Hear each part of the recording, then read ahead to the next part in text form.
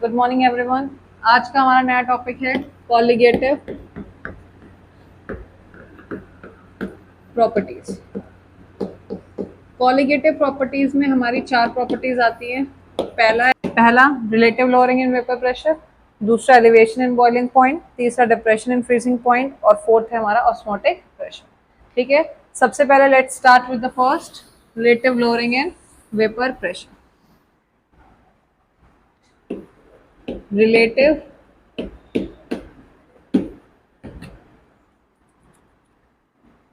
lowering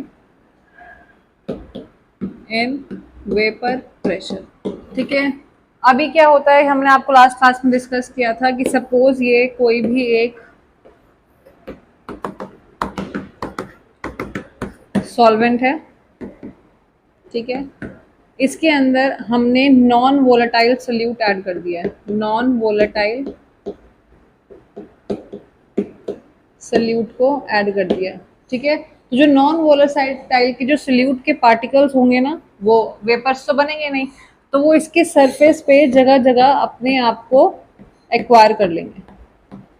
ठीक है, and जो नॉन वोलेटाइल सोल्यूट के पार्टिकल्स हैं वो सॉल्वेंट के अंदर अगर हम डाल रहे हैं तो वो इसके सरफेस पे जगह जगह अपने आप को एक्वायर कर लेंगे।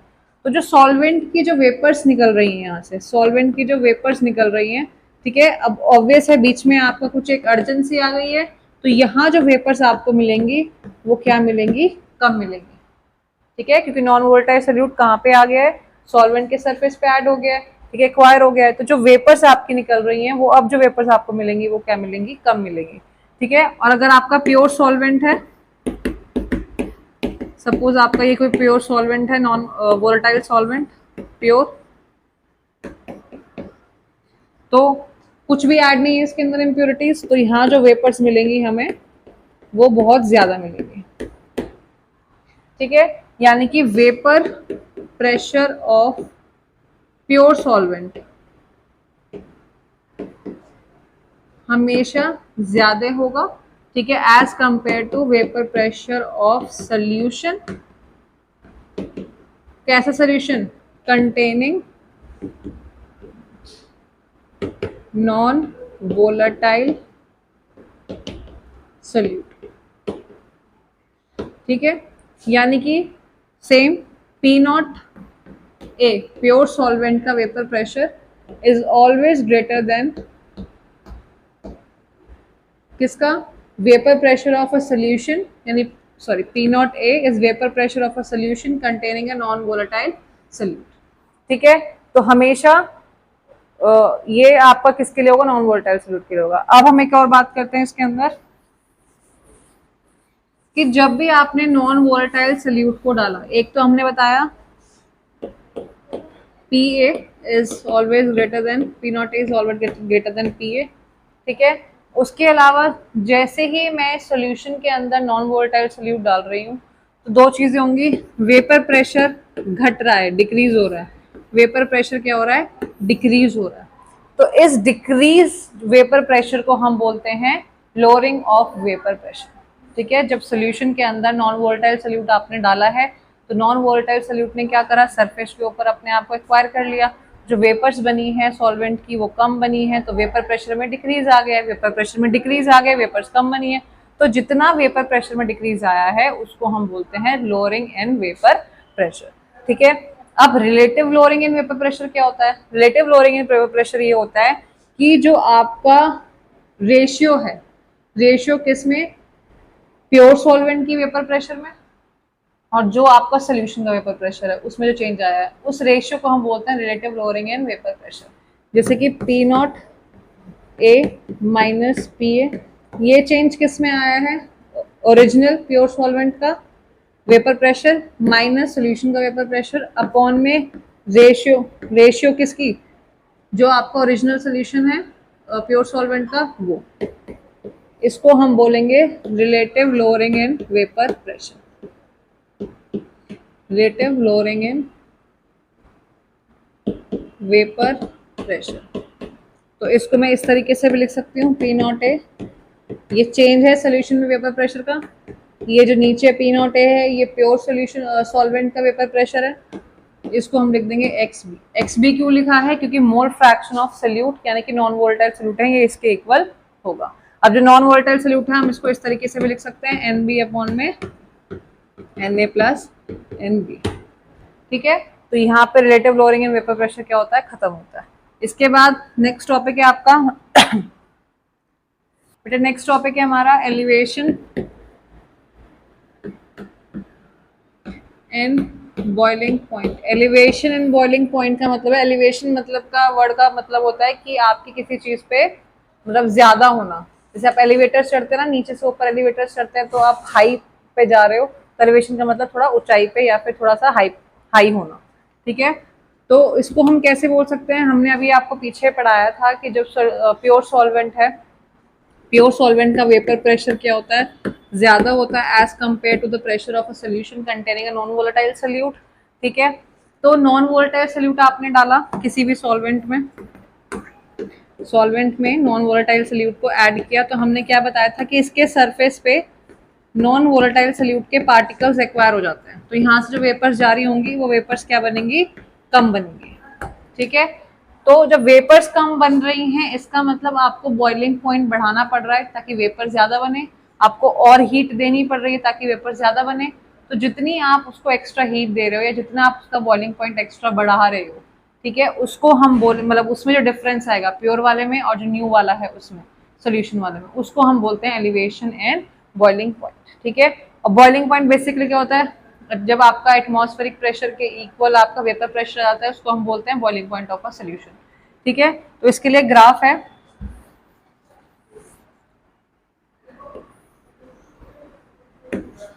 वेपर प्रेशर ले लेते हैं यहाँ पे हम लेते हैं टेम्परेचर। ये सपोज आपका एटमॉस्फेरिक प्रेशर है। ठीक है, अब ये आपका जो है ग्राफ सॉल्वेंट का। ठीक है, सपोज आपने सॉल्वेंट लिया, प्योर सॉल्वेंट, वेपर प्रेशर आपका, वेपर बढ़ रही है, वेपर बढ़ रही है, वेपर बन रही है, एक पॉइंट आएगा जब vapour pressure is equal to the atmospheric pressure, यानी कि इस पॉइंट पे आपका बॉयल होना शुरू हो जाएगा। ठीक है, इस वाले को हम ले लेते हैं सपोज TB0, ये प्योर वाला। ठीक है, अब हमने सोल्यूशन के अंदर नॉन वोलेटाइल सोल्यूट को ऐड कर दिया है। सपोज अब आपका सोल्यूशन का ग्राफ ये रहा। ठीक है, ये आपका सोल्यूशन का कर्व है। ठीक है, अब इस टाइम पे हमने क्या करा? सोल्यूशन के अंदर हीट दी, टेम्परेचर बढ़ाया, तो आपकी वेपर्स बन रही है, वेपर्स बन रही है, बनती जा रही है, एटमॉस्फेरिक प्रेशर के जब इक्वल आ गई यहाँ पे आपका बॉयल होना शुरू हो गया। तो सपोज ये वाला टेम्परेचर आपका है TB। ठीक है, तो इसके और इसके बीच में सोल्यूशन और जो के दोनों ग्राफ के बीच में जो डिफरेंस है, ठीक है, इसको बोलते हैं हम delta TB, that is what? Elevation and boiling point. Delta TB को हम कैसे लिख देते हैं? TB माइनस TB0, क्योंकि बॉइलिंग पॉइंट किसका ज्यादा है? सोल्यूशन का ज्यादा है।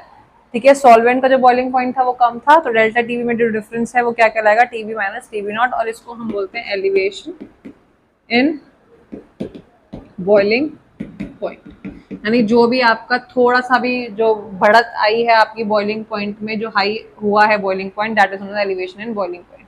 ठीक है, एक और चीज है इसके अंदर, हम एलिवेशन इन बॉइलिंग पॉइंट में एक एक्सप्रेशन आता है, delta TB is directly proportional to molality.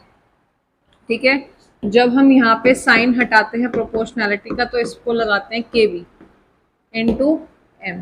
ठीक है, इस KB को हम क्या बोलते हैं? Molar elevation constant, molar elevation constant. ठीक है, अब मोलैलिटी की जगह आप मोलैलिटी का फॉर्मूला भी लगा सकते हो। मोलैलिटी का फॉर्मूला क्या होता है? Delta TB equals to KB। Molality का फॉर्मूला होता है mass, sorry, number of moles of solute, number of moles of solute upon में mass of solvent in kg। ठीक है, ये आपका हो गया मोलल एलिवेशन कांस्टेंट, और डेल्टा TB आपका क्या हो जाता है? TB minus TB। ओके।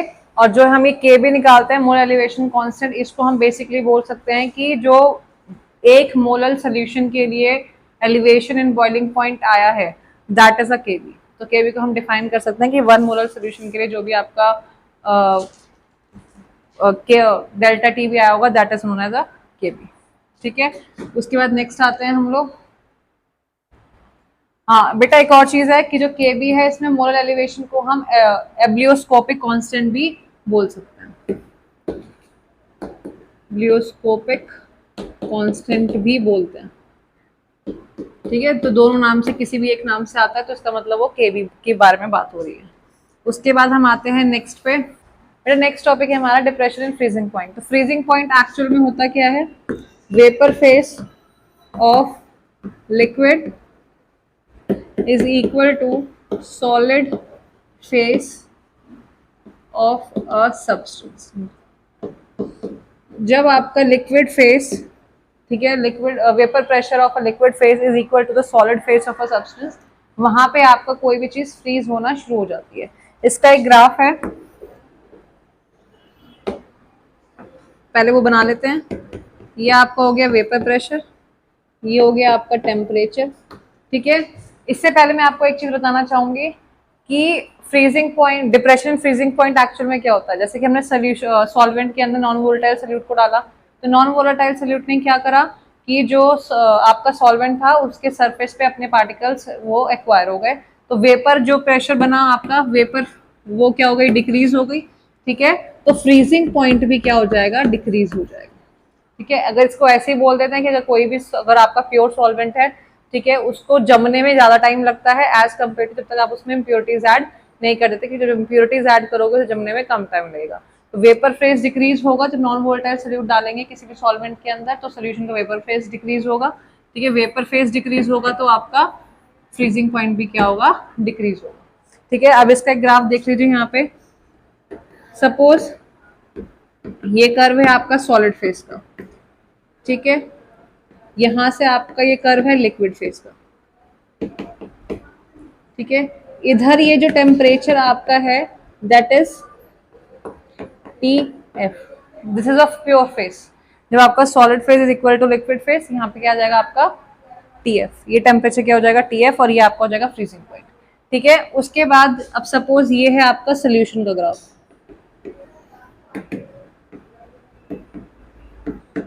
ठीक है, अब सोल्यूशन ग्राफ में इधर के की तरफ अगर हम टेम्परेचर नोट करें तो ये सोल्यूशन का होगा, ये प्योर का है, ये टीएफ किसका होगा, सोल्यूशन का होगा। तो इसके बीच में जो डिफरेंस आया that is delta TF. Delta TF को मैं इस तरीके से लिख सकती हूँ कि आपका वेपर फेज का जो है टीएफ नॉट फ्रीजिंग पॉइंट ज्यादा होता है और आपका सॉल्यूशन का जो होता है वो कम होता है। तो T F not minus T F is known as a delta T F. Delta T F को हम बोलेंगे डिप्रेशन एंड फ्रीजिंग पॉइंट। ठीक है, उसके अलावा इसका भी सेम एक्सप्रेशन है, delta T F is directly proportional to molality. ठीक है, जब आप इसको साइन हटाओगे तो यहाँ पे आ जाएगा के एफ का साइन। ठीक है, के एफ को हम क्या बोल सकते हैं, के एफ को हम बोलते हैं मोलर डिप्रेशन कांस्टेंट या फिर क्रिस्कोपिक कांस्टेंट। के एफ को हम बोलते हैं मोलर डिप्रेशन कांस्टेंट या फिर क्रिस्कोपिक कांस्टेंट। ठीक है, सेम यहाँ पे डेल्टा टी एफ क्या हो गया, डेल्टा टी एफ आपका जो प्योर का आपका टेम्परेचर है माइनस में जो सोल्यूशन का आपका फ्रीजिंग पॉइंट का टेम्परेचर है, जब उसको माइनस करोगे डेल्टा टी एफ निकल आएगा। मोलारिटी का यहाँ पे आप फॉर्मूला लगा सकते हैं। ठीक है, तो आपका एक्सप्रेशन बन जाएगा डिप्रेशन एंड फ्रीजिंग पॉइंट। ठीक है, के एफ को अगर हम डिफाइन करना चाहें तो एक मोलर सोल्यूशन के लिए क्या निकलता है आपका K F constant, that is known as a K F, एक मोलर सोल्यूशन के लिए। ठीक है,